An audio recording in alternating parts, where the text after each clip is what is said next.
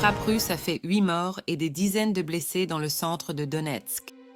Une catastrophe humanitaire sans précédent est en train de se produire dans la bande de Gaza. 5 militaires de l'armée régulière ont été tués par les rebelles au Darfour. On me rapporte qu'un enfant de 10 ans fait la grève de la faim. Vous allez me dire quel rapport? Mais c'est justement lié. Pourquoi tu refuses de t'alimenter? Comment je mangerai alors qu'il y a des milliers d'enfants sous les bombes qui meurent de faim? C'est tes parents qui t'ont dit de dire ça?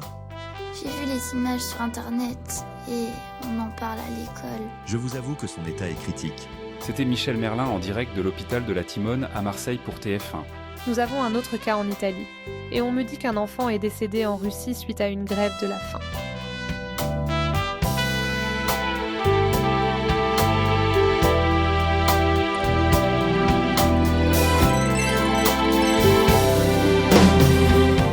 Je vous prie d'excuser ma collègue, elle est très émue par ces événements. Il se passe quelque chose d'inédit. Des dizaines d'enfants de plusieurs pays ont cessé de s'alimenter. Certains sont morts et d'autres sont dans un état grave. Ils ont tous la même revendication, l'arrêt des conflits dans le monde. On apprend qu'une délégation de l'ONU se réunit en urgence en ce moment. On attend la conférence de presse du secrétaire général des Nations Unies.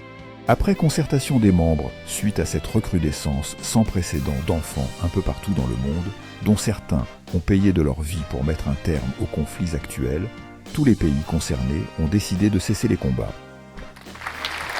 Rendons hommage à cette génération d'enfants courageux qui nous a donné une leçon de vie et nous a rendu notre humanité.